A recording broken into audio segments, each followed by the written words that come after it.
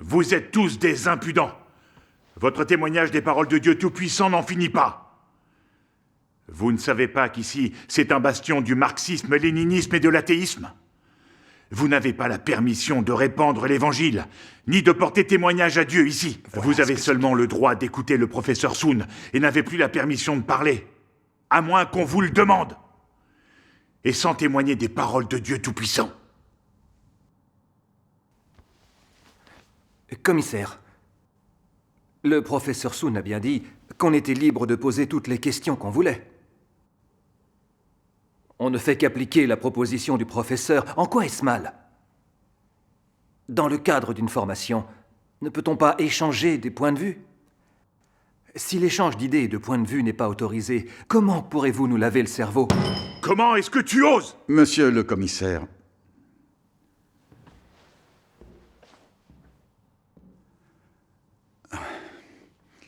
vous pouvez soulever des questions. C'est une rare occasion pour nous tous d'interagir et de communiquer. Cela sera un grand avantage pour votre éducation et votre réforme. Ceux qui ont pris la parole, vous avez bien parlé. Et vous avez tenu des propos raisonnables. Seulement, ils ne sont pas en accord avec la science et n'ont pas été mis à l'épreuve scientifiquement. Par conséquent, il est impossible de déterminer si Dieu existe ou non. Dans votre croyance en Dieu, vous avez tous vos propres idées et opinions. Il me semble que vos idées et théories sont des sentiments de la conscience subjective et font partie des choses illusoires. Nous, les communistes, croyons que le matérialisme et la théorie de l'évolution sont la vérité, parce qu'ils concordent avec la science.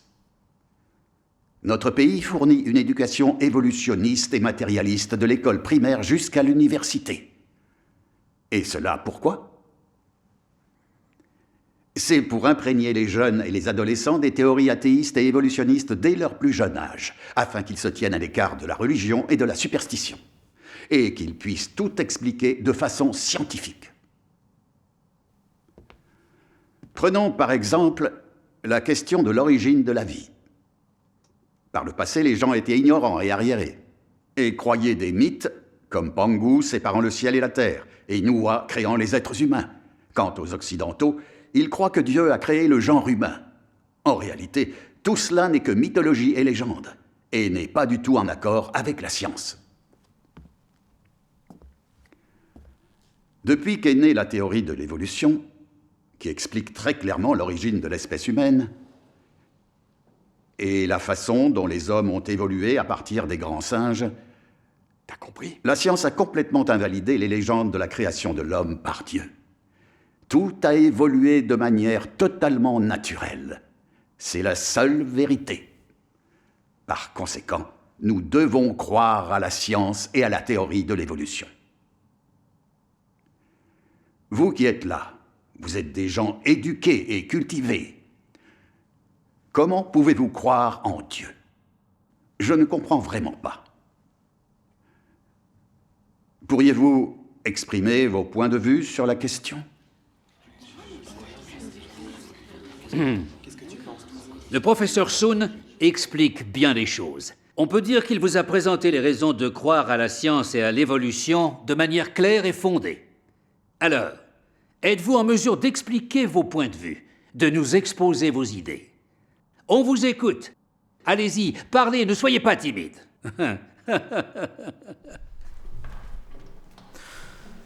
Je vais ajouter quelques mots. Vous autres membres du Parti communiste, vous croyez que le matérialisme et la théorie de l'évolution sont la vérité. Et vous vénérez Marx et Darwin. Alors comment se fait-il que de moins en moins de gens croient au matérialisme et à la théorie de l'évolution? Les croyants en Dieu forment la majorité de la race humaine. Aucun des vrais croyants en Dieu ne croit à la théorie de l'évolution. Même parmi ceux qui ne croient pas en Dieu, beaucoup doutent de la théorie de l'évolution. Y a-t-il des êtres humains de nos jours qui croient en Darwin? Y a-t-il des gens qui reconnaissent la théorie de l'évolution comme la vérité? Il se peut que ce genre de personnes soit rare. Professeur Sun, je peux vous poser une question? Est-ce que tous ceux qui croient à la théorie de l'évolution reconnaissent que les grands singes sont leurs ancêtres? Lorsqu'ils rendent hommage à leurs ancêtres, s'inclinent-ils devant les grands singes? De quoi tu ris? Tu n'as pas le droit de rire. Silence! Même s'il ne s'incline pas devant les grands singes, s'il répète tout le temps que la théorie de l'évolution est la vérité, ils ne mettent pas en pratique ce qu'ils prêchent, n'est-ce pas? Sois sérieuse. Professeur Soon, vous vénérez tous la science, basez tout sur la science et expliquez tous les problèmes par la science. Alors je vous demande, la science est-elle la vérité? D'où la science vient-elle en fin de compte? Pourquoi tant de scientifiques publient-ils toutes ces théories que d'autres scientifiques réfutent par la suite? Osez-vous dire que la science est la vérité? Je vous pose donc la question. La science purifie-t-elle la corruption de la race humaine? La science peut-elle sauver la race humaine du pouvoir de Satan? La science peut-elle faire en sorte que les gens se détournent du péché et vivent une vie qui ait du sens? La science peut-elle apporter la paix au monde? Peut-elle rendre la race humaine heureuse et lui donner une destinée glorieuse? La science peut-elle conférer le bonheur et la sécurité aux gens? La science peut-elle prédire le développement et la destination de l'espèce humaine? Sûrement pas. La science ne peut faire aucune de ces choses. Comment pouvez-vous dire que la science est la vérité? Donc, en fin de compte, qu'est-ce que la vérité? Et en êtes-vous sûr?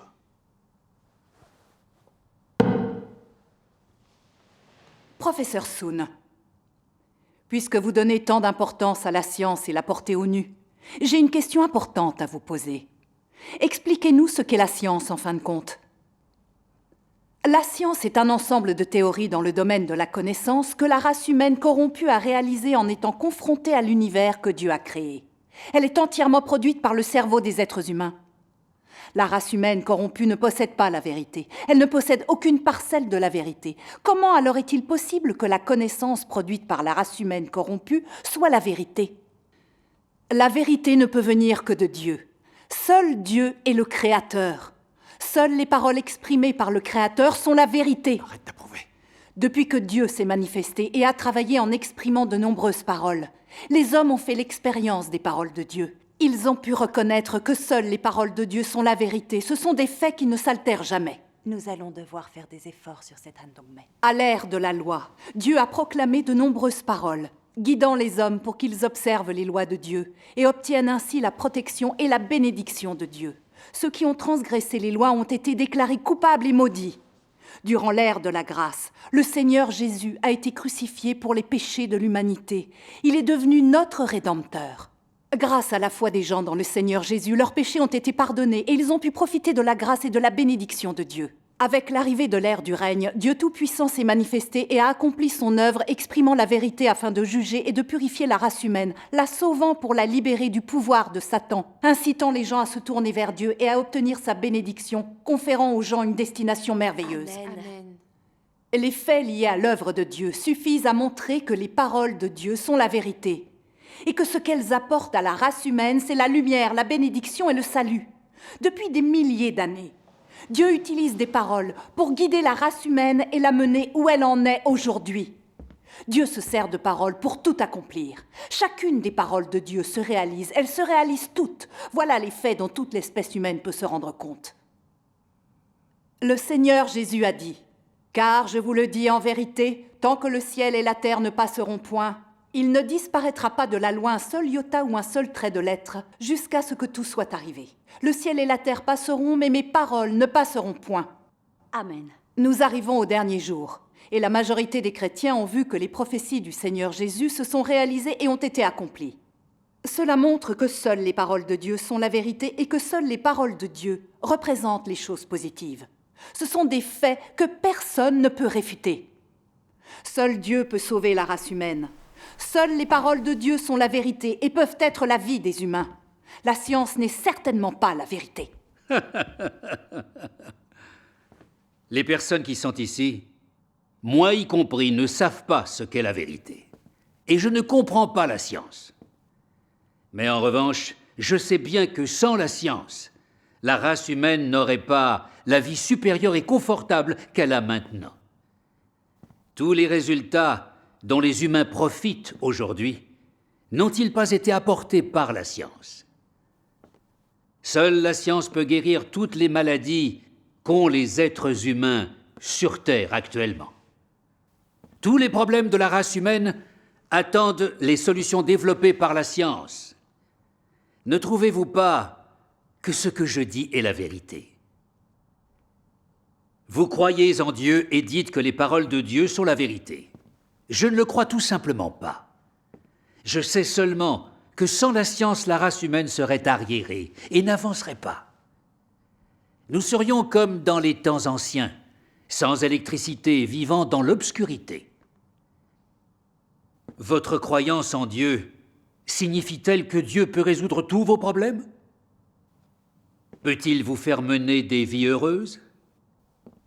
Si la race humaine ne croyait qu'en Dieu et n'avait pas développé la science, la société pourrait-elle progresser? Il me semble que vous qui croyez en Dieu, vous êtes séparés de la réalité. Dieu peut-il vous sauver de la misère du Parti communiste, qui vous opprime, vous arrête et vous persécute continuellement?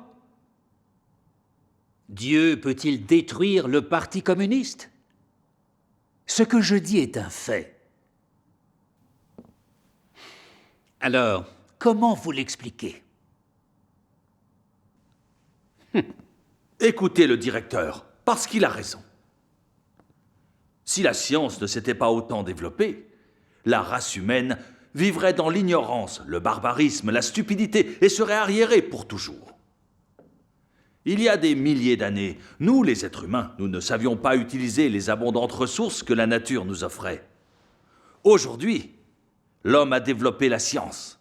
Et non seulement nous pouvons extraire le charbon, le pétrole et le gaz naturel, mais nous avons développé l'énergie nucléaire. Cela a fait faire des pas de géant à la science et a développé l'économie à grande échelle, et cela a amélioré la qualité de vie des gens. Vous avez raison. Oui, C'est exact. Nous devons croire à la science. Écoute, Il a raison. L'ensemble de la population du monde augmente chaque jour, et les réserves de nourriture diminuent. Grâce à la technologie transgénique, aux pesticides et aux engrais chimiques, la production totale des récoltes augmente. Nous pouvons résoudre les problèmes et nous assurer que les gens sont vêtus et nourris.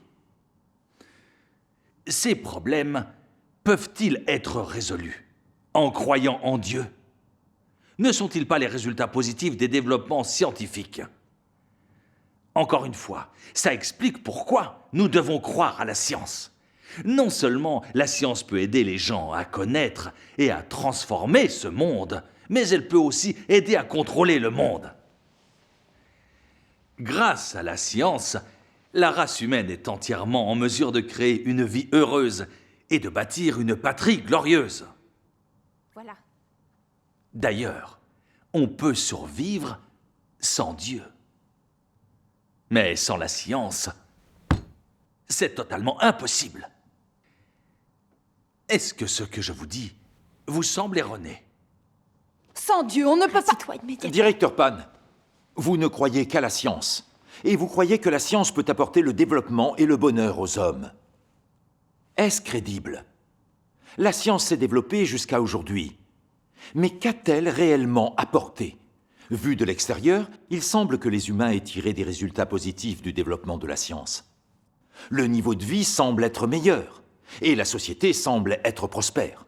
Mais en réalité, le développement de la science a provoqué une grave crise de croyance, poussant l'homme à s'éloigner de Dieu, à le renier et à le trahir.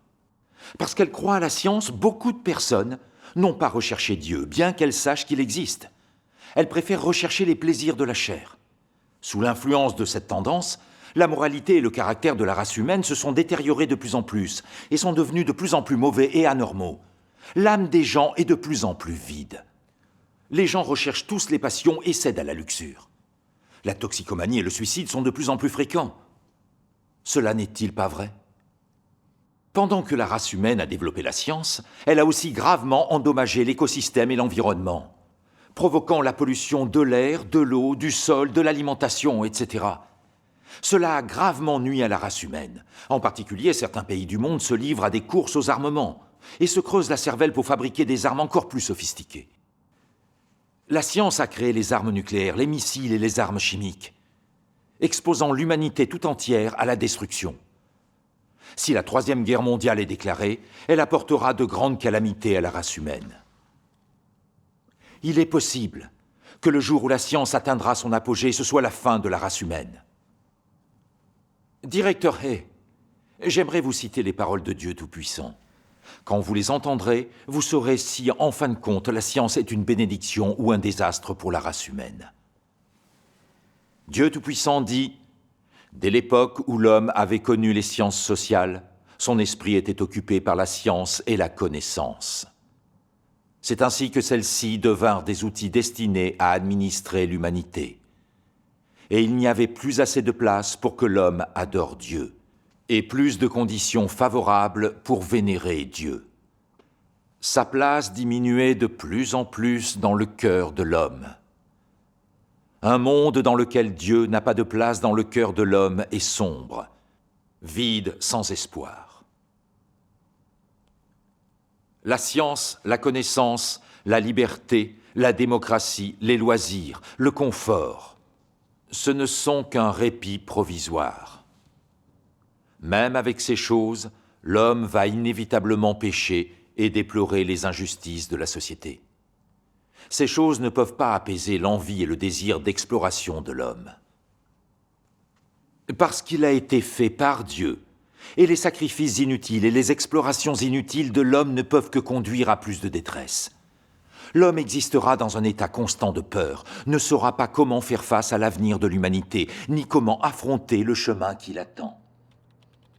L'homme viendra même à craindre la science et la connaissance, et craindra encore plus le sentiment de vide qui est en lui. Si le peuple d'un pays ou d'une nation est incapable de recevoir le salut et la protection de Dieu, alors un tel pays ou nation suivra le chemin vers la ruine, vers les ténèbres, et sera anéanti par lui. Ces gens qui croient à Dieu Tout-Puissant, ils connaissent toutes ces paroles par cœur. C'est vrai. Tiens, regardez, il y en a un autre qui se lève.